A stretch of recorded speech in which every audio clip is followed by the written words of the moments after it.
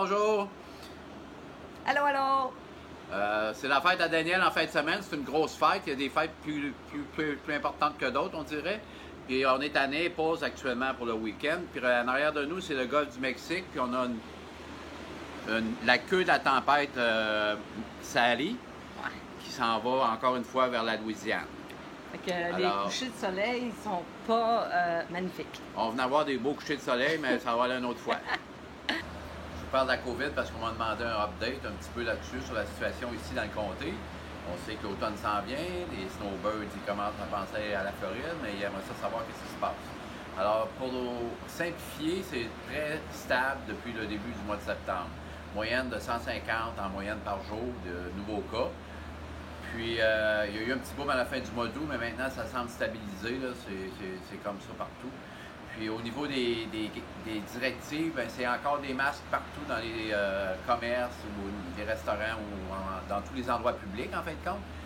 Puis, c'est aussi à demi-capacité, encore une fois, pour les commerces, comme les restaurants, c'est demi-capacité. Les écoles ne sont pas encore ouvertes. On parle peut-être dans 3-4 semaines de réouvrir les écoles.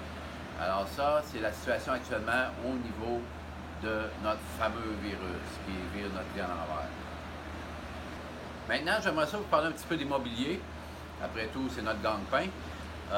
On a eu quelques transactions dernièrement qui ont été un petit peu problématiques pour la même raison. Des fameux permis qui sont restés ouverts après que les travaux ont été faits.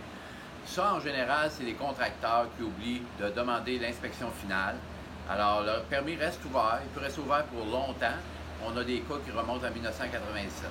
Alors, mais maintenant, les compagnies de titres, qui sont l'équivalent des notaires, ils demandent un compte-rendu de tout ce qui a été ouvert au niveau municipal, à savoir si les comptes d'eau sont payés et, entre autres, s'il y a des permis qui sont restés ouverts. Et si les permis sont restés ouverts, c'est la responsabilité du propriétaire-vendeur de s'assurer que ces permis-là soient fermés. Alors, ça peut être problématique, surtout quand on a des délais qui sont assez courts entre le moment où c'est découvert et le moment où la transaction doit se finaliser. Alors, même si vous n'avez pas l'intention de vendre immédiatement, un jour, ça sera à vendre. Alors, faites une petite recherche sur le Public Record ou le bureau d'enregistrement local pour voir si vous avez des permis d'ouvert, même si ce n'est pas vous qui les avez ouverts, c'est le propriétaire précédent ou le deuxième avant. Il faut absolument fermer ces permis-là. C'est maintenant réglementé, c'est la responsabilité du propriétaire-vendeur de faire ça.